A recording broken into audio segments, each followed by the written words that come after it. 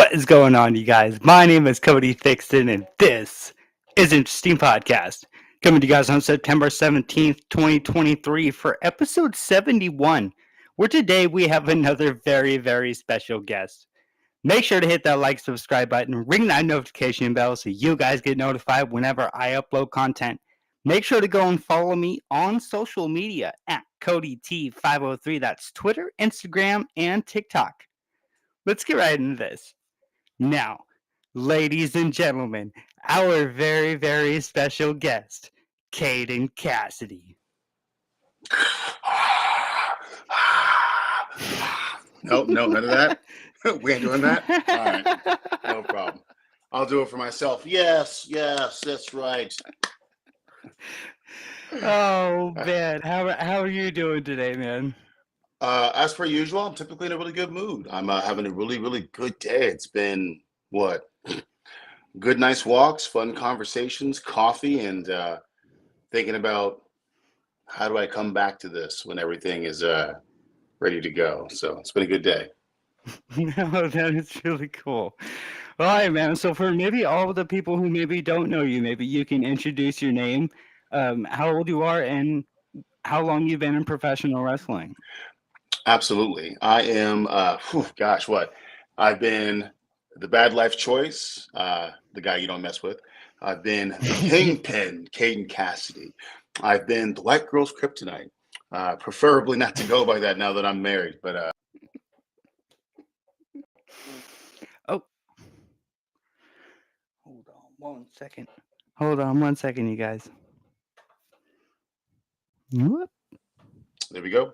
There you go. Well, what happened? I said, I'm looking at the Wi-Fi. I'm looking at the Wi-Fi is good. The cell phone reception is good. We're good here. But no, Kingpin, Caden Cassidy from the Pacific Northwest. I am a 37-year-old wrestler. I've been doing this for over 10 years now. That is crazy. That is really cool. So, like, when did you actually start watching professional wrestling? Ooh, I've been watching it my entire life that I can remember, but I was one of the kids that I had to sneak to watch it because my dad was like, I'm not going to have you watch a bunch of greased up, oily guys throwing people around in their underwear. And I was like, okay. At the time I was a huge fan of Macho Man as a kid, obviously a Hulkamaniac as a kid. And then I grew to be a huge Undertaker fan. Like I love the way that man handles his work. And modern people that I watch, I love Samoa Joe. I feel like that's a guy that just gets it on a big man level of being a hybrid performer, and I couldn't get enough of it. Yeah. So Samoa Joe is something that I definitely wanted to bring up a little bit later. But if we could kind of get into, maybe if you could just dive into like a little bit of your training and like how you felt when you were actually stepping into professional wrestling. Like what drove you the day that you said that you were actually going to do it? Sure. Man, I was 10, 11, and this is when they were still doing the in your house pay-per-views back then. I remember the one that I was watching was Revenge of the Taker, and it was Undertaker versus Mankind. It was just this gruesome fight. And I'm a huge movie guy. I've always wanted to do acting or stunt work. And something about that match, just that. Can I cuss a little bit? Is that okay? Yep. Go ahead. Right. I call them fuck you matches. Where it's fuck you, no fuck you, no fuck you. Those are my favorite matches. And that was one of my first ones I remember watching. Just these titans, going at it. And Taker coming back after, if I remember right, Paul Bearer had betrayed him, was such a fun moment for me. And I met my best friend who is also wrestling in the Pacific Northwest, Air Jordan. And we had a pact that after high school, we were going to go find a professional wrestling school. Well, in 2004, the land was a lot different. People just didn't have advertisement for their schools open. You had to know a guy. And that was how you get in. So I went from, collegiate wrestling for 3 of my high school years. I won city in my freshman year. I wasn't able to go to state because I was overweight. That happens. And I played football with Ndamukong Suh, but I didn't love football like I love professional wrestling. So it took me a while. I ended up doing backyard, and I did it because I was depressed. I was depressed because I loved what I was doing in football, but I didn't love it. So I was kind of like, how do I replace this? And Jordan found this backyard group known as HWA, and they kind of started giving me the layout of how bumps work, how running the ropes work. Eventually, somebody who was a pro in this area found me, and they were like, kid, you got something. You have a very unique thing, but to make it more tangible, you need training. So I did that. I trained with Art Barr's little brother, aka Beetlejuice Art Barr. I trained with Josh Barr. Josh Barr gave me basically the basic training, how to do this with your foot movement, how to do that with the running the ropes, how to give somebody,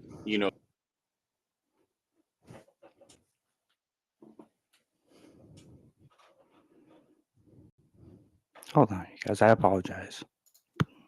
I don't know what's going on with that. That's very weird. I can always take it off Wi-Fi if it does it again. Yeah, I no, train with I don't know if it's on my end or on your end. So me we either. apologize, you guys. Let's But see. I trained with Lynn Denton, the grappler, and his team in Salem, Oregon for a couple of years. And then making the complete turn, I trained with the Buddy Wayne Academy, which is Nick Wayne's father, for 3 years. And man, like, you want to talk about a night and day difference of training? Like, Buddy took it serious. Like, Buddy was like, what is your background? What do you do? And he's okay. I do this, I do that. Okay, cool. We're gonna focus on these things and bring it out of you. And Buddy was one of those guys where I'm not gonna compliment you just to compliment you. I'm gonna compliment you if it's good. So you wanted that approval. When he passed away, unfortunately, that rocked me enough to start getting myself together. During the pandemic, I kind of had enough of floating around, and that's about when I found my true self. That's when I shed the bad life choice persona, which one of Booker T's students gave me in Harley Race. And I became the kingpin because I had gotten so big through all the workouts. I had found my voice. And that's when it became apparent that's who you really are. You are this big, brash, loud talking man. You are the person that when you come to the curtain, they know shit's about to go down.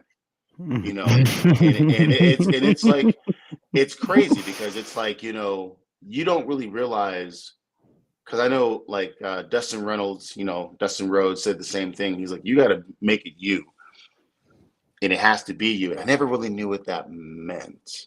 And then I just little by little things started coming together because I was like so done in 2020. I was like, I can leave this. I love it, but I'm not getting what I want. And then I was watching Invincible on Amazon, and I heard my current theme song, and I was like, oh, something about that song just gives me goosebumps. I couldn't figure it out. I come from a long line of important people in this area, and the song says, you don't have what's running through these veins. And like, it just gave me goosebumps. Even now I get goosebumps. It's something about that statement saying, I'm important, you're not. You can't be this, I can. It's almost like a song about asserting your destiny. And then I have mutual friends who are like, you know who you remind me of when you're angry? And I was like, who? Like, you remind me of Wilson Fisk. The Kingpin? They're like, yeah, like, if you didn't have the background that you did, I think that would be more close to you. Okay, so what happens when I shed that, that niceness that I have that surrounds me? What happens when I just say, I don't want to be kind, I don't want to be caring, I don't want to be a good guy, I want to kill motherfuckers when I walk in that place. I want them. I want to go in there, and I want them to know they've been in a fight when I leave. I like there's something about like Finley does this. He'll look back and he'll see the opponent laying there, and he kind of just nods like, "Yeah, I did that shit," and then he keeps going through. It's something about that. So I took that feeling, and I remember when I first did it. I did it in 2021 in November. I destroyed my opponent, and I had my goon squad. They're all in black and red suits, and they're doing the cross arm thing, and they're waiting for me. And I turned, and like the guy is just starfished out. I kind of just like did the smug like, yeah, that's right.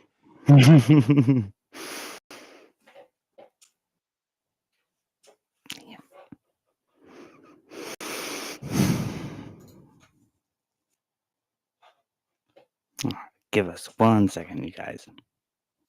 Boom, boom, boom, boom. There we go. Let's see if that helps because we keep getting tossed off Wi-Fi. No, it's all good. Sorry. So yeah, that was kind of how I got started and how I kind of ended up where I'm at, you know, and got several championships later and, you know, a couple podcasts, a couple write-ups, and I became like the big man to talk to in this area. And it's been very humbling. Like, oh man, like how does it feel to be the guy that went from the backyard to the guy that they have to sit down and figure out how to tell your story? Like it feels good, Chief. It feels great. I love being important. You know, it's interesting. You know, it's like all right, that's cool. And I'm happy to be doing this dance. Yeah. Oh man, that is so awesome. Yeah. So one thing I wanted to bring up to you is if you go onto Oregon Pro Wrestling's website, like you see yourself as like a special guest trainer. So how did that whole opportunity come to be where like you actually got to step into that school and kind of implement your own thoughts into what a professional wrestler should be? I've known Ricky Gibson and Eddie, gosh, since I've started. I've known Eddie since he started and became a tag partner with Ricky. So when they decided to open the school, my first thought, you know, because it was them and Malcolm Flex, and I was like, okay, how do I support my guys? And you know, I train there with them too. I get in there, I do my stuff, and try to keep myself worthy of being in that ring. And then occasionally, I would just give my 2 cents, but I'm very like, I'm okay with letting them run it. It's their school. So I always ask permission. Do you mind if I give them some of my like ideas and you know how this is supposed to work? No, please do. You know, just hey, this old man's gonna give you his 2 cents. Please pay attention. And then, you know, I came in one day and I saw my name was up there with them. And it was kind of a very like internally choked up moment because it means a lot. I love Ricky so much. That's one of my guys that I look to when I have issues with wrestling. Hey man, I'm trying to do this. What would you do? Eddie too. Love him because Eddie was like, you know, don't be so jovial. Be the person you have inside you. You're right. Absolutely. And it worked. So, you know, I go in there and it's how do I do, you know, shoulder tackles? How do I do, you know, back body drops? How do I do, you know, foot movements for a big guy when we do XYZ? And I love it. But I'm not just there for that. For me, it's also like the morality portion of it, like letting kids know you're doing good or you're doing good, but I don't like to teach. When I played football, one of the things that really killed me was the continuous use of the word pussy and downplaying your skills or your want to be there. And I hated that. Oh, you can't do it. You're a pussy. Blah, blah, blah, blah, blah, blah. Don't do that to me. You want me to do better? You give me positive reinforcement of what I'm doing. Now I understand a lot of people don't need that. In my world, that works. You want me to do better? Tell me how good I'm doing, and I'll work harder for you. I'm not a cocky person of that nature. If I'm doing bad, I'm doing bad. So I call it the fruits and vegetables conversation. I'm going to give you your fruit. That's all the good. I'm going to give you the bad. That's the vegetables.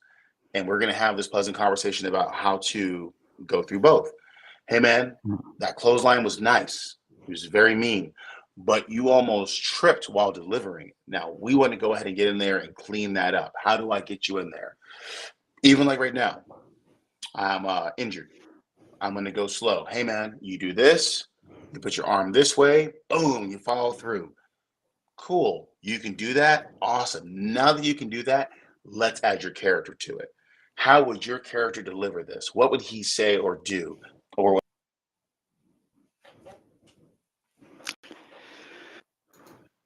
that's not me. That's not me this time. No, it is all on my end. I completely apologize, sir. I'm gonna have to figure this out afterwards. But like, You're we're okay. still connected. We're still good. We're good. We're good. So that's kind of like my idea. Like, we'll put together some drills here and there. We'll go through it. My idea is your character work has to be some of your best work. Like we connect with characters. Look at The Rock. The Rock drew over 92 million viewers, something like that. A crazy, just by being there.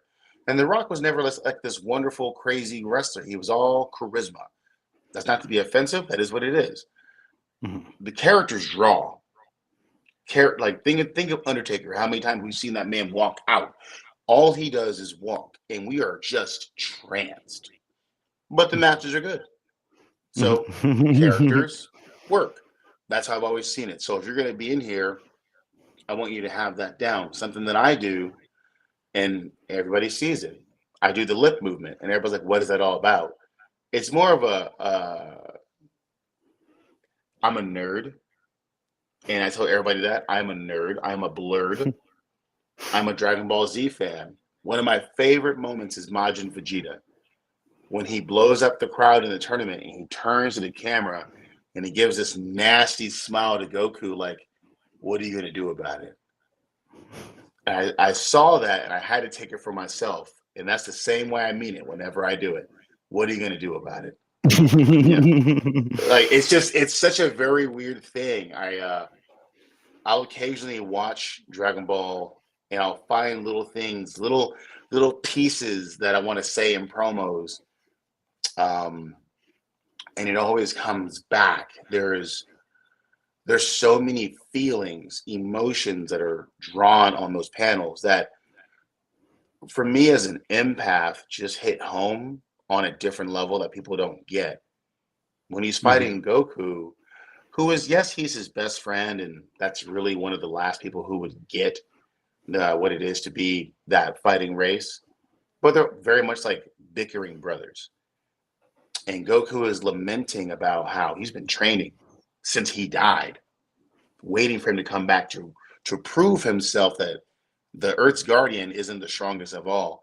And when he picks him up by his arm and he looks at him and he smiles and throws him, I just got goosebumps. Like, yes, fuck that man. Get him. like I've been there. My best friend has always been that guy. They always talk him up and how great he is. And then I'm in the background like, did you not see my match and how good I was? No? Okay. So I've always had the second place runner who's chasing right behind first feeling. So I really align with that feeling. So that's how I see wrestling. I see it from a very unique lens. That is so cool. So is there anything else to kind of like extend on that mentality or that inspiration where like you kind of implement it with the students in which you're working with when you're going and being a trainer? Yeah, I mean it's really like find your lane, find who you are. And I'll bring them out sometimes. Like, have you seen yourself when you're at your wit's end? Yeah, use it. Have you seen yourself when you're at your angriest? Yeah, use it. Are you petty when you're mad at somebody? Yeah, use it. I am petty. I'm so petty where it's like, I break up with the girl and I'm taking the remote control to all of her TVs. Petty. I'm unplugging her. I'm unplugging her refrigerator and leaving. Petty. So like I know that about myself. I just have to fight the urge to be that person. Oh, he felt toxic. No, I'm petty. If you did me wrong, I'm petty about it. Absolutely. Or or when I'm angry. I know how I look when I'm angry. I know how I am when I'm.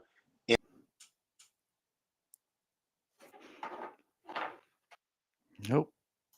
You're okay. You're okay. And so when I'm in a fight, I talk lots of shit. Like my little brother and I we bickered a lot as kids. And I remember when we were fighting, I kicked him into a wall as hard as I could because at the time I was practicing Taekwondo. So I did like a front pump kick, and he flew into a wall. And I remember running up to him, and I put my knee right to his collarbone and said, "Did you have enough?" And he was like, "Yeah." And I was like, "All right, cool." So the other day we're hanging out, and he's like, "Oh, you think you're all big and bad now?" And he's obviously joking, and I just turned to him. Do I have to reteach you that lesson that you learned 16 years ago? And our older brother, my foster brother, is like, "Stay focused. We ain't here for that." And I was like, I just want him to know you can't beat your big brother ever. So that's how I think about it. I want you to find who are you when you are at your worst, when you are mean. Who are you when you want to be the hero to people? How can we make those moves feel relatively the same but different? If I'm a heel and I punch you, it is a little bit different than I'm a heel and I punch you. If you're on the ground and you are susceptible to an attack, I might hit the ropes, jump up, big splash. But if I'm a heel, I'm gonna look up at the crowd. I'm gonna stand over you and let you know that I don't like you.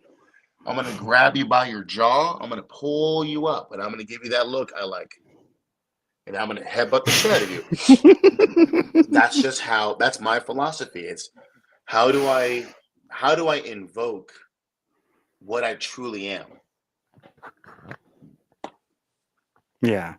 Yeah. So like so you're known as the bad life choice, right? Mm-hmm. So when did that whole, I guess, nickname come for you when you were stepping into the ring? So the first name was the White Girl's Kryptonite. That was legit. So my father was a playboy. They wanted me to be a playboy at first. And I was like, I'm not good at being a playboy because I'm not a playboy in real life. Like it's not easy for me to be that skeezy person. So I was like, I need to evolve. And I went to Harley Race's camp. Him and his team hosted a week-long camp. It was amazing. We had Shane Helms, Tanahashi. We had, oh my God, I can't remember his name right now, but he's one of William Regal's old tag team partners. I can see his face, but I can't get the name. And Ryan Davidson, known by, he's one of Booker T's top students. Stevie Ray's has told us that he's the greatest he's ever had, and he's on the NWA. Ryan Davidson was like, "What's your finish?" And I said, "Oh, my finish is on the shoulders, you flip them off, you grab the neck, and boom." He's like, "Oh, it's a so-and-so type of cutter." I'm like, "Yeah." He's like, "What do you call it?" I said, "Oh, I call it the bad life choices." And he's like, "Hmm." And you know when someone says, "Hmm," there's a good and bad inflection. So I was super nervous. Like, is it like my dad where he goes, "Hmm, I'm gonna beat your ass to that," or is it like my mom where it's I really don't know about that, honey. So I was like, could you elaborate on that, sir? And he was like, Oh man. honestly, like, Cass, the name doesn't fit the move for me. Not because it's not a good name, because the name really suits who you are. He said, "You are the bad life choice." I was like, "What do you mean?" Look at yourself. Why would we start some shit with you? And at the time, I was like 270, but I was like leaning out. So I was like, okay, yeah, I can work with this. I can work with this. So then it became the thing where that was my name, but I really didn't know what to do with it. It was just a thing I had.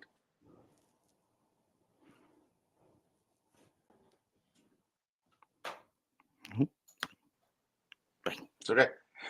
I remember being in Salem, and I had a fan go, "Hey, Caden, did he make a bad life choice?" And I was like, "Yeah, he did." Huh.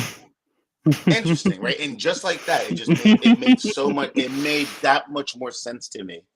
Mhm. So I started putting it in on my clothes.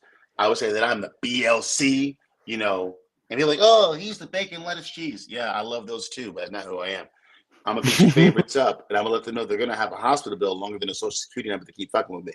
And that's just that was my thing was, man, how do I put this in there? So that it was like, am I violent? Am I a superhero? Am I a super villain? That was always the thing for me. And, it was such a cool thing to like find people who really hooked on that. And then you started getting like your little bumper promos where it was, you'll find out that you're just another person in a long line who's made a bad life choice. And then, of course, when you do it live, you get people who say it with you. Like when you're in the ring, oh, standing at 6'1", 318 pounds. And I grab the mic. If you don't know who I am by now, that's a problem. Like, let's do it again. 6'2", 318 pounds. I am the bad. And the crowd would just rise up because it became the thing you say when someone's about to get whooped. And it was such a fun feeling. But then I had to Yeah. evolve. Yeah. Yeah, so let's kind of start to talk about. I wanted to bring up Nick Wayne and Shane Taylor. So before we get into Shane Taylor, I was sitting there watching your match with Nick Wayne, and it's really interesting to see like the 5-sided ring. And Yeah. I noticed that like there were like certain times like during that match in which maybe there were like a couple of mishaps. Like when Nick Wayne went and gave you a Hurricanrana, and it kind of seems like he mishapped just a little bit and you kind of had to catch him. And I wanted to Yeah. ask you like how it felt or how it feels when there is a move that maybe does kind of mishap a little bit and then you have to correct it and then get back into the motion of the match. Sure. How is it like working with that with certain people? Oh, well, I want to just make sure I do not say this. Nick is one of the greatest talents I've ever been in the ring with. Hmm. For him to be so young, obviously second generation superstar, prodigy, we all know that. Nick he's becoming very much a master of his craft. So there's that. But yes, he was going up. I believe it was a bulldog actually. And when he missed it, we hit the move and I said, "Did you slip?" He's like, "Yeah, but you're also sweaty." No problem. Yeah, we're good to go. And that's kind of what it's like. It's like, hey man, did you notice that? Because I noticed that. But did they notice that? Because if they didn't notice that, we have a get out of jail free card. Don't worry about it. Go about the match. It really comes down to just remembering the match still goes. And not every match is pretty. I like when matches aren't pretty. I like when matches look like we are legit fighting. How many times have you watched UFC and a guy has went for a roundhouse kick and it's missed? How many times have you watched UFC? If you don't watch, you don't watch. But I'm asking the fans. Have you seen Yeah. someone apply an armbar incorrectly because the guy won't stop moving? Or you're swinging your fist wildly and you just happen to hit a random uppercut because that's how fights are. And with wrestling, especially with how I like to do wrestling, I want it to look like a real fight.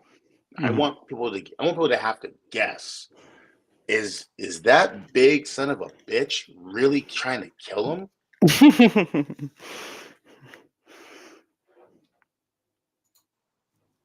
We're okay. So basically, to answer your question, it really comes down to remembering we are still fighting. We need to get back up and we can communicate by voice, we can communicate by body language. And typically, we know what we're doing in that match. Hey, you missed it. Don't worry about it. We're not going to go do it again. We're going to move on to the next thing that we either have planned or talked about, or we're going to call it. Hey, man, you missed that. I'm going to kick out. Let's get up. Let me go to the corner. Hit me with something and I'll react. Easy as pie. Hey, go for the drop kick. Boom. Go for a chop. Boom. Go for a punch. Boom. Run in. I'm going to catch you with something. And you just call it as you go. Yeah. And it really gets easier over time. The more reps you have in this business, the easier it is to kind of cover up those mistakes, the easier it is to go forward. For me, it's when you mess up and you get hurt that becomes the issue. Like, Yeah. damn, kid, you messed up and you landed on your shoulder. Now you can't finish that.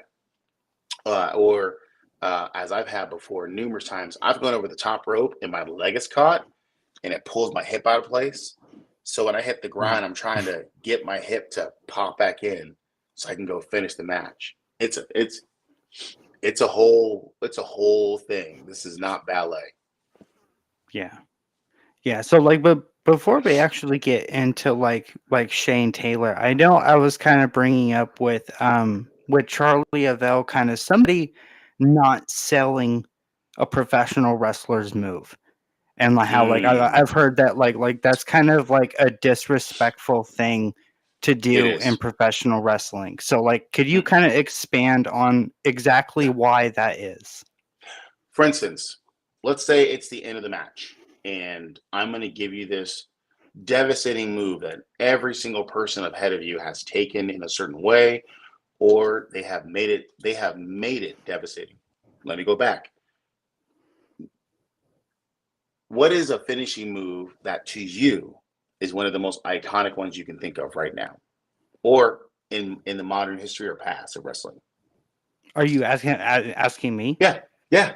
My most favorite one. I know that this might sound weird, but JBL is probably Clothesline from Hell. I Imagine if always, someone didn't sell that. yeah, You're getting your ass kicked to the back, right? yeah.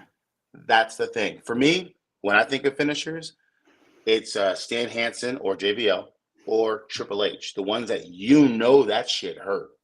You didn't sell for them. You did at least is fine. Mhm. If you want to do all this and use your teeth or your eyes or whatever to sell, that's great, man. We appreciate that. Every time you face a person and you win with that move, it almost adds like a little bit of a history to it. Fuck, he's taking out that person with this move, that Mhm. person with this move, and then the more you do it, the more of renowned it becomes. I essentially do a clothesline from hell to the back. I do it because of Stan Hansen. I do it because of JBL, and I started doing it because my friend who recently passed away, Thunder, was doing it. He was doing the clothesline from hell, but he called it the Thunder line. What's so funny when I first started doing it, my chiropractor is my buddy, and he's a wrestling fan. He's like, "What's your finisher?" And I said, "It's a clothesline to the back of the neck." And he stopped trying to crack my neck and massage my neck, and he's like, "If you mess that up and hit in this zone, that is internal decapitation, sir." I like just looked at him. And he's like, "Yeah." He's like, "That's the level of that move. So be careful." But all that did was make me want to use it even more because now I know that. And so Nope. when I hit that move, in my mind and the fan's mind, especially if you hear the big pop that goes with it, you know that shit. So going backwards, you're not going to sell that for me. You're not going to tell that story that shit's what made you go down for the count. You're stupid. You make us both look stupid. It's not fair. Yeah. And I've seen people. There's an infamous video where the guy was going up against Sid Vicious and his tag team partner at the time. I think it was Brody. I could be wrong. But the guy kept kicking out of everything, because he didn't want to lose in front of his family. Mhm.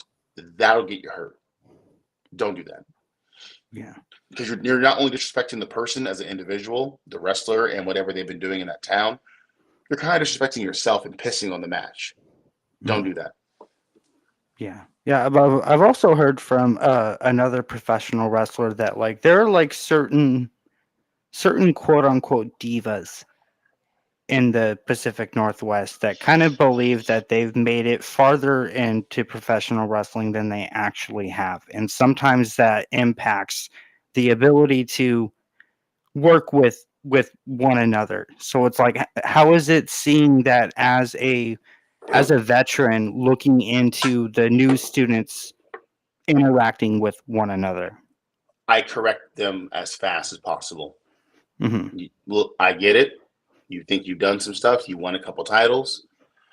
Newsflash, buddy. This is still a story that we're all telling. So for you to think that you just get to dictate it all the time is very weird to me. Don't Mm-hmm. get me wrong, though. There are moves that I'm not taking. For instance, the Steiner brothers had a super DDT where they put them on top of old dude's shoulders, and Scott took them and fell backwards off his shoulders into a DDT. I'm not taking that, bro. I'm not. Mm-hmm. Because if you mess up, or let's say I mess up, I can be paralyzed. So in that situation, 100% understand. If you're not comfortable with something because maybe you don't get it or you know it hurts like shit, but I have a second finisher that's just as effective. For instance, Undertaker has the choke slam in the last ride. You don't want to take the last ride? Great, take a choke slam. That's all on you. It's as easy as that. But as far as the divas go, I mean, I've met a couple, but nothing really to report there. Just honestly, be respectful. I like sometimes it's really just they're scared. Sometimes their body hurts, and that's the reason why I know that I hate choke slams because I got a bad right hip, and even if I land flush, it still hurts. It's never fun. But again, it's as easy as, hey, bro, you good to take this move? No, man. Okay, can I ask you why? Oh, man, I'm not feeling really good today. Everything's kind of hurting. I've had 3 back-to-back matches this weekend. Do you mind if I take something else? Cool. Can I give you this? That's my second one, my signature. Yeah, totally fine. Cool. And then all that does, again, like with the other move that I did, it adds more to it. Mm-hmm. Oh, shit. He beat him with this move. We've Mm-hmm. seen The Rock beat people with the people's elbow. We know that move ain't shit. The Rock's real finisher is the rock bottom. Mm-hmm. So when you don't win with people's elbow, you go with the rock bottom. That's how I see it, man. It shouldn't be as hard as it is. Yeah. Yeah. So like when we start to talk about so I was watching your match with Shane Taylor at 5cc, and one thing that I found really interesting about that match is that we actually got two big men going into the match and then lasting like a good like 15 15 plus minutes. And like whenever I've seen two big dudes get into a match, it's like, WWE or whatnot would give them like maybe 5 minutes. And like, Mm-hmm. you wouldn't actually see them be able to perform at their highest, you know, degree to actually come in, and like put on like a really good match like us fans Mm-hmm. actually expect. You know Okay. what I mean? And so like to see you guys go in, like how was that whole experience for you fighting him, especially knowing his background in Ring of Honor and whatnot? It's weird because I knew who Shane was when I first broke in. And there's a little company up there in Washington that brought him in. And I remember I was like, man, how come you're not giving him to me? They're like, are you paying for him? And I was like, yeah, you're right. I don't have any pull here, right? When I look back, bro, I was not even close to ready to fight him. The guy is incredible. For me, it was an honor, like to not only face him once but twice. It meant the world to me because it became a proving ground. If you can't hang with this man after 9 years of doing this, you're not going to get it. And going in there, I just kept thinking to myself, two titans, two titans. This is Godzilla versus Kong. This is Ultraman versus Godzilla. If you're in Japan and you get that reference, this is the Megazords fighting Rita's villains. How do we get past this? And Shane is a great striker. The man can make a finger poke look extremely dangerous. Not like Kevin Nash. I feel like for me, with the crowd, even though the crowd wasn't there because Defy was just running down the street, we had unfortunately had to cancel a round of shows, and I understand the fans are very pensive on buying a ticket, but even for 30 fans, we go hard, bro. Like, and a lot of people talk about that match of in the PNWS. That's one of their favorite matches. So 15 minutes, we both had good, feats of agility, feats of strength, straight willpower of getting out of certain moves. And for me, the idea was, how do I tell the story of essentially a nobody really coming up against Shane? I wanted it to be my Rocky story. You've never heard of me. I've heard of you. I know what you've done. I've seen what you've done. I'm not scared. I want you to bring your best. Something that I was doing at that time, I would say, you got one chance to take this belt off me. Just one. Don't fuck this up. And that would be my way to talk shit. And for Shane, it was like, I can't even say that, because it's like, if you want it, you're going to come get it. And from the first blows with the shoulder tackles to the blow with the ticket box to doing one of my homages to the great late Dr. Death, the Oklahoma Stampede, all that meant something to me. Like, Shane at the time was 345. He can say 330 all he wants. That boy was heavy. My internal alarm was going, wow, So taking him from this side to that side and ramming him into the post, turning him out and body slamming him, like, the crowd lost their collective shit. And you can see it in the video. There's a guy going, yeah, because he felt that. He felt that moment. That was all I had. That was, in Dragon Ball Z speech, that was my Kamehameha wave. That was my Big Bang attack. That was what I had for him, and he still kicked out. So then you got to pull in the big guns. All right, man. Like, I got to give him this clothesline to the back. I got to kill him. Like, this is the last shot I have. So when he goes to pick me up, and I slip behind and I barely get it, and you can see I'm trying to breathe, and I just had to grab him. And then the 3 hits, you can see, like, I'm breathing hard, and not just because I was actually tired, but because I wanted the fans to see it. Typically, I'll hide it.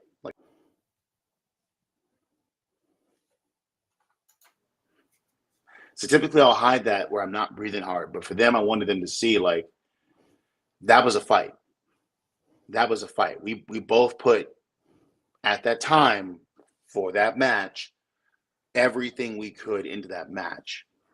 But what got me on an emotional level was the fans dictated that I am not their big bad villain. I am their hero at that time. I am their tweener, as people would say. They saw, like, my resolve, my will to keep trying to win that match, because I wanted to prove to everybody, and including myself, I can hang. If you give me the ball, coach, I can play the ball. In the beginning of the match, I gave my belt to a little girl because I wanted her to have that moment. Like, dude, you went to a show and the champ gave you the belt. At the end of the show, we posed together, and there's a picture of it somewhere on my page. When I got back, her dad was in tears.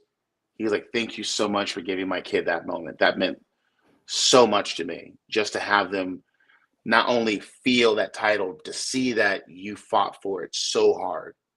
Like, absolutely, anytime. And for me, whenever I bring home a title, the first thing I do is give it to my kids. I got 2 boys, 8 and 4. So there's a picture of them holding that title when I won it. There's a picture of them holding it after I defended it the very first time, and that was it. It's an incredible feeling. That is so awesome. So it's like, have you ever, like, maybe, like, taken it to like a family barbecue or something after you had like wanted, just to kind of show your entire family, like, winning it? Actually, my uncle, who's like an older brother / father figure, he was the first person in my family outside of my kids that wanted to see them, because I had them in the back of my car. I drive a Tesla. So, flipped the thing open. I have a little hidden cabinet, and I pulled all three of my belts out, and all he could do was smile. He's like, I remember the last thing you said in high school was that you wanted this. I'm like, you're right. The very last thing I said as I left high school was that I'm going to go be a professional wrestler. Doesn't matter to what level that is. This is what I want to do. So for him to see his nephew, his son figure, little brother figure, go out there and kill it like I did, it meant a lot to him because it was a sacrifice. It was the 4-hour drives from Portland to Seattle, Everett area, and back. It was sometimes I'd fly to Vegas just for a couple of hours, just to get training or do a seminar that I'd fly back that same day. Or, driving all the way through the night to Sacramento to wrestle with Virgil Flynn. And, and when I wrestled with Virgil Flynn, there was a lot of other people there. You might know a couple of people that were down there at the time. Pretty sure that he just lost the TNT championship a little bit ago. Hint. No. Okay, cool. Don't worry about it. But anyway, I met Brian Cage down there, and that was super awesome, man. Like, Brian Cage was God. Like, when you meet these action figure people, it's incredible. And anyway, yeah, that was it. It's been a long road, dude. So that was incredible. Oh, and shoot, I'd be an asshole to say that we got Mustafa, and then we had Hobbs, big powerhouse Hobbs is down there. So I was wrestling amongst those guys. That is so. Mustafa. It was awesome. Mustafa pulled me to the side, and he was like, "What are you doing here?" I'm like, "What do you mean?" He's like, "You have something. Get the fuck out of here." I was like, "All right, man, I'm gonna keep trying." He's like, "Get out of here." And he gave me his real cell phone number. It was like, if you ever have questions, if you need tips, you call this number. And I'm scared to call it, but occasionally I'll text him happy birthday. But yeah, dude, it was.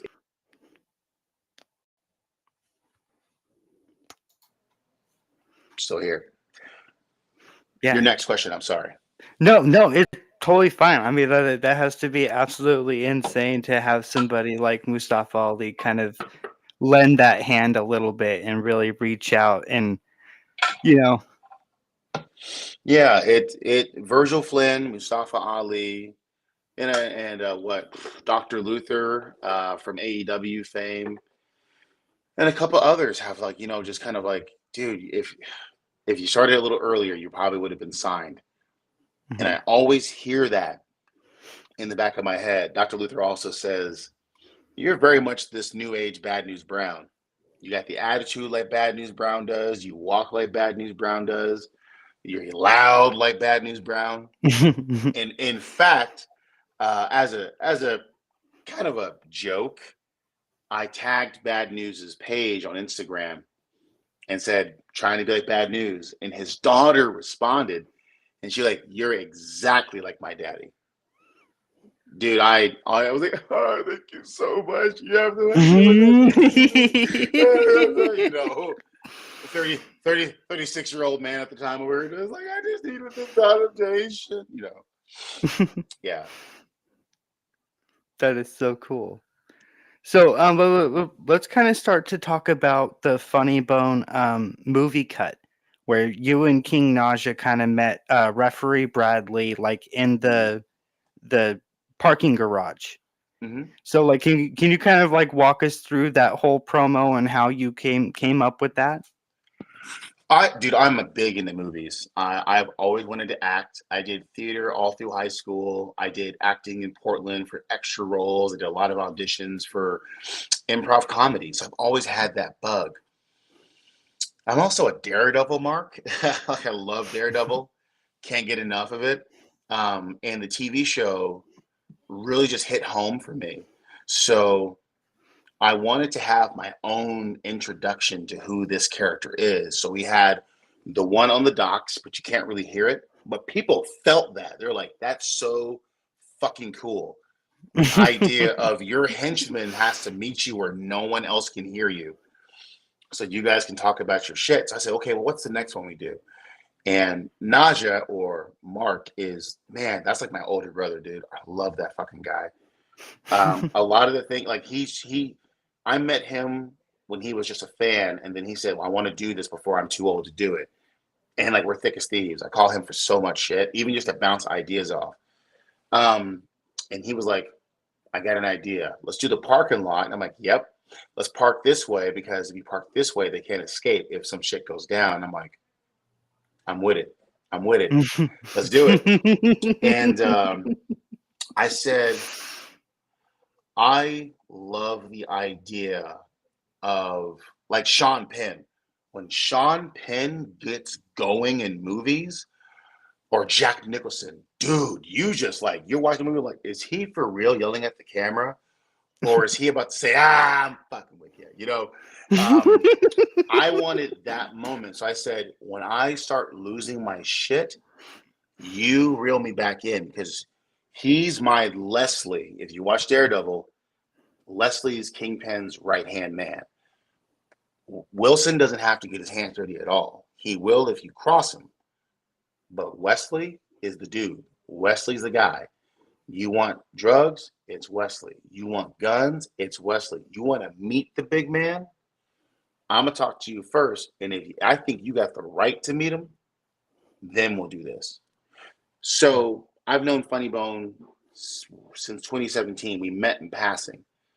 And like, there's something about him that just, my mind always gets going with these crazy characters and what we can do. And we have some ideas to go with the future. And I wanted to give him a promo that was like suitable. I hate when people don't promo, because there's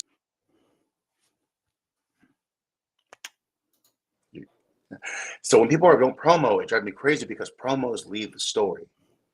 Right? Triple H versus The Rock, Rock versus Stone Cold, Bret Hart versus Shawn Michaels, JBL versus John Cena, Taker versus Shawn Michaels.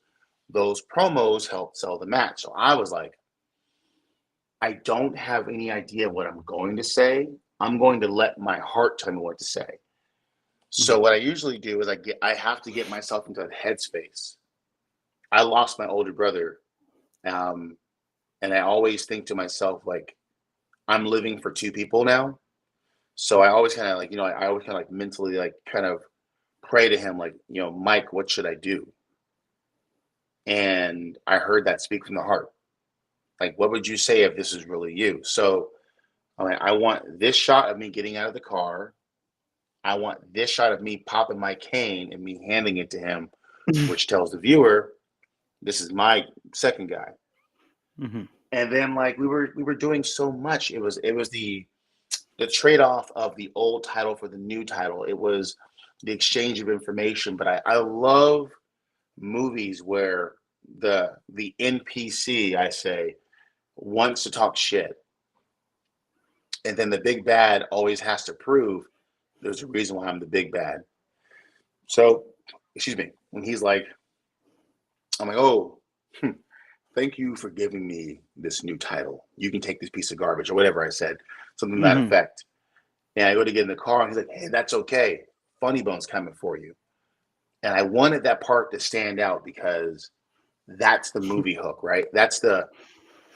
And you can see Mark going, ooh, and you see me kind of just like, and it's like when someone doubles down, and for instance, someone touches your partner's ass, and you're like, and then they double down on it. You're like, okay, now I done told you twice. And if Betty gonna speak twice, Betty's gonna act twice.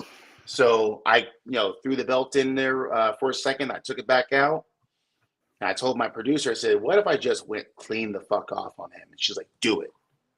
And, that's my best friend, Izzy, or one of my best friends. I love her to death.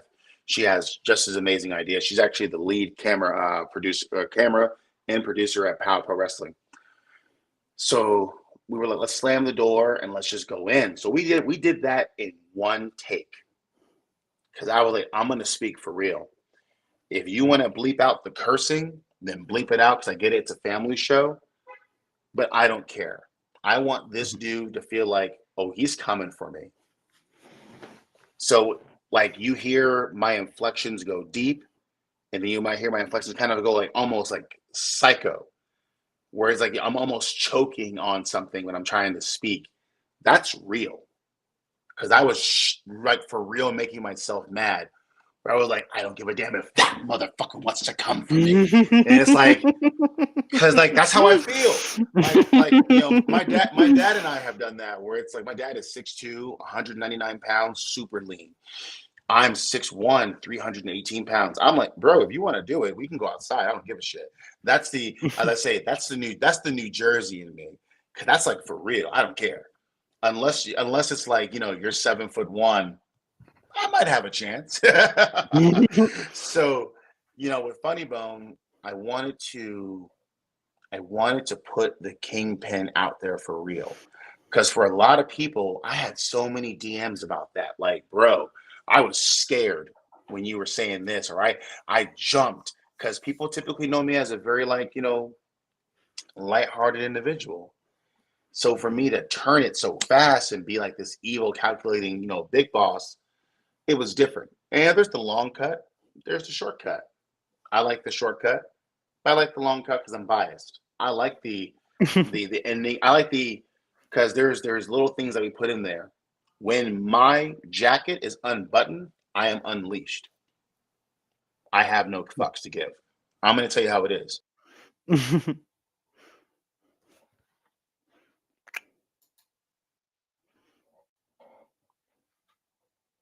Can you see me? There we go.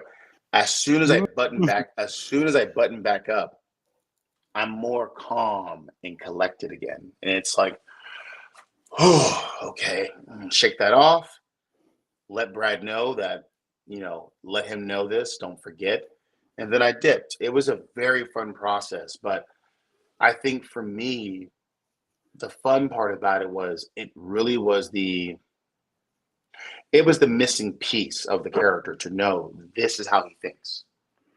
Because it gave me that mindset. All the promos I've done for POW are relative to that promo. How I talk, how I walk, how I interact with the crowd. A lot of that came from that. For instance, you've seen my work live. You've seen my work on YouTube. When I come to the curtain, I don't do shit. I don't scream and yell or, yeah, go, buddy. Oh, there's a thing that Biggie Smalls said. He said, excellence is my presence. And that shit speaks volumes to me. You know when the motherfucking man has arrived, when I don't gotta do shit but look at you and you scream. That's right. And go. Michael Jackson was able to do that. Prince was able to do that. And Mick Jagger was at one point. I want to be that guy. I don't got to say a thing. I don't got to move. The moment I get moving, I get to walking, the man is here today. Cool, let's go. Yeah. So there are actually two quotes that I want to bring up with you, and maybe you can expand on exactly what you meant when you had tweeted them out. So one of them was kind of like a meme, and the top said, "When I go for a chop and he covers up," and then the bottom says, "I feel like you're a bit of a bitch." What did you be? Dude, ain't nothing worse than someone who's like, I don't want to be chopped. I don't want to be chopped. Take the chop, you bitch. It doesn't hurt that bad. I have been covered in sweat. I have been covered in water in sweat and let people chop me. And we've had chop offs at practice and matches. There's a lot of people, I won't name names, that just they cover up because they hate them so much. I get people who are like, hey, brother, I don't want to have this match with you, but no chops. Now I want to do chops with you. Like, don't be a bitch. Take the goddamn chop. It ain't that hard to do. Yeah. But that's really what I meant. Just like legit. I hate when people just won't take I'm not like punching you for real with all my might. And I'm not chopping you for real to where it's like you should feel it stinging through every watery cell in your body. It's literally just, that's it. It's done. Yeah. Done. Across the chest. It's here, it's here, it's here. Dude, Keith Lee's the one that I'd be worried about, where it's like, I don't know if I want that man to do that, but again, don't be a bitch. Just do it. Like, it's one and done. Big Show. Yeah, you probably can't breathe afterwards, dog, but hey, it's one and done. Oh man, like one thing I wanted to ask you, like based off of that, I found really interesting is like, could you imagine Andre the Giant's chops?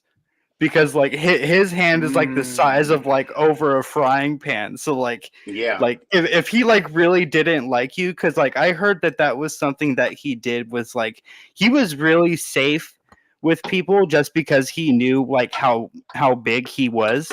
But like if Andre the Giant didn't like you, then Jake the Snake Roberts said that like he would really hit you with, and it's like I couldn't imagine being one of those wrestlers and just getting just absolutely chopped by Andre. Yeah. Dude. But like, it's Andre. It's an honor. Like, this dude's gonna work for me to begin with. I do it. Hey man, can you give me like one or two good chops and we'll move on? Yeah. All right, cool. I'm gonna roll outside because I'm gonna have to catch my breath, and then we're good to go. Yeah. What was your other question though? Okay, so the second quote was you had kind of just tweeted out like and I quote like, breathe. Yesterday was yesterday. Today you got this. Today is a new chapter. End quote. And like it sounded like you were motivating. So like, what can you expand on that a little bit? I like to motivate people throughout their day, whether it be on my Instagram, my Twitter, whatever. I usually will post something because it's not just for my fans, it's for myself. It's for my psyche, my id, as it were, the underlying surface of the character that I am. Dude, yesterday sucked ass. You lost somebody, maybe your girl broke up with you or your guy, maybe you lost your job. Okay, it's a new chapter today. Are we going to wallow in self-pity, or are we going to go ahead and go figure out life? My grandfather died Wednesday. It's Sunday. It hurts. I love that man. My father, he knows it. I know it. He was very absent in the life that I lived. So my grandfather took that place as the major father figure. I went and wrestled, or actually I managed the day after. The day after. Everybody's like, oh my God, I'm surprised you're here. Why? He would not want me to be doing that. Go out there and go get it. Man, I can't seem to find a job. I can't seem to find the perfect partner. If you want it, go get it. Arnold Schwarzenegger said, I can make you rich by giving you money. I might be able to give you fame. One thing I can't give you is a good mind and a good body. You got to work for that. So I always think about those little things. Every day you wake up is a new chapter in the book of your life. So what do you want that chapter to be? What do you want it to be about? Everything you do writes itself into that book. Joe Rogan said something that really hit home for me. He said, live your life as if your kids are watching your story. Like if they were recording everything you were doing, live your life as if your kids get to go watch it. So that's how I think. I'm always trying to motivate myself and others to move forward and capture the greatness you were meant for. We weren't meant to be, the lower ranks of the whether it be the wrestling card or at work, or maybe you're just the guy, you're homeless. You weren't meant for that. You were meant for so much more. But it's up to you to go figure out what that.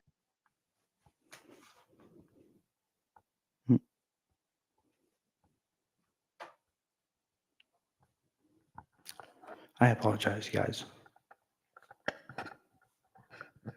There we go. So I think that's the thing telling us it's time for y'all to go. Yeah. But yeah, that's what I mean. Like, hey man, like you got to go out there and go get it. If you want it, go get it. It's as simple as that. Like I said, I got so many people who are mutual friends of mine or peers or acquaintances, whatever you want to call them, who I'm so proud of because they get that. Guillermo Rojas, one of my favorite wrestlers in the PNW. Jaden, amazing. Cody Chun, amazing. Nick Radford, amazing. All from the same like cloth. They worked so hard. Most of them from the same school that I went to. They went out there and got it. And everybody that I mentioned, except for maybe one, is in the Pro Wrestling Illustrated this year. Like, that's amazing. Like, you got to get out there. You got to motivate yourself. If not you, who? If not you, who is going to see that you see your dream through? Yeah. You have to want to do for you. Oh man, I want to look like that, but I'm not really motivated. Okay, I can't really motivate you. You got to motivate yourself. You got to go to the store and go buy the right food. You got to set your alarm so you can get the right amount of sleep, the right amount of water, the amount of the do all the workouts. That's your reward. When I buy a car, oh my God, you're gonna spend $56,000 on your Tesla? Yes. I paid for that bitch in cash and left. Like, done. Like, I went and worked 2 jobs of my regular jobs, wrestling included, had a big stack of money, went to the bank, got a cashier's check. Here you go. Bye. I wanted it. I went and got it. It's as simple as that. Yeah. Interesting. Well, what was something that you would say really changed in your life when it came to you actually getting into professional wrestling? Like, what is the biggest difference in your life that you could tell? I have become a complete man in this business. Whether it was having thick skin or learning how to have thick skin, confidence, having children, getting married. Like, I have grown so much by being around these incredible minds. Jason Sullivan, Ricky Gibson, Drexel, one of my favorite people to talk to, Funny Bone, Sue Young, all these people who have put their hands on me, Dr. Luther, Len Denton the Grappler. I've been blessed to have these people who've done this incredible work, who have this incredible work ethic, put their hands on me and say, you can do this. And like, that confidence goes miles for me. Like, I can't explain to you what it means to me to know that, like, I have these incredible background people saying, like, Caden, you can do this. You're the man. Go show them why. That's one of the things I say to the kids. Go out there and show these motherfuckers why you're here. Like, yes, sir. Don't call me sir, bitch. Go out there and go do it. And I love that. I love telling them that. And it's not just a quote for me. I mean every word, every syllable, every piece of that sentiment is real. Yeah. As your big brother, go out there and show me why you're here. Tell me why. Show me in that ring. You know, Hotshot Spencer Scott, Zay Perez, love them. I watched them when they broke in. They show me every weekend why they are here. Charlie Avell showing everybody what it takes by going to the Nightmare Factory, coming back, and then trying to perfect that craft. Rashad, same thing with them. Jaden, my God, watching that man take off. I think I met them when they were 14 and seeing where they are today. Like I said, you got to, it's about that, man. You got to have that confidence. That's what wrestling has done for me. It's a little bit of a chip on my shoulder, but man, I'm okay with that. Well, that is so awesome, man. Well, I just want to thank you so very much for actually joining us here tonight and just allowing us to sit down and just pick apart your mind for a little while. Of course. I had a lot of fun. You were the only person that I know who actually had some good questions for me to chop through. Everybody else just wants to talk about stuff, and I'm like, give me good questions. I'll answer them. All right, man. Well, thank you so very much, and I hope you have a very, very good night. And I cannot wait to see you in the future at DOA. Absolutely, man. I'll see you there. For anybody who's listening, All my merchandise is on prowrestlingtees.com/Caden Cassidy. All my handles are Caden Cassidy for Twitter, Instagram, Facebook, you name it, even like TikTok, which I hate TikTok. You can find me as the Bad Life Choice with t-shirts. You can find me as the Kingpin. We have new merchandise coming out every other month. Check for that. Anybody who wants interviews, hit me up. Acting roles, please, more acting roles. Hit me up. It's been a pleasure, man. You have a great rest of your day, okay? All right, man. I'll catch you later. Have a good night. You too. Be well. Bye. Bye. All right, you guys. So that was Interesting's podcast interview with Caden Cassidy. Make sure to hit that like, subscribe button, ring that notification bell so you guys get notified whenever I upload content. Make sure to go and follow me on social media at CodyT503. That's Twitter, Instagram, and TikTok. And remember, September 24th, Interesting Podcast is going to be interviewing Justice Taylor. This is going to be another interview you guys are not going to want to miss. So make sure you guys ring that notification bell so you guys get notified when I go live. I'll catch you.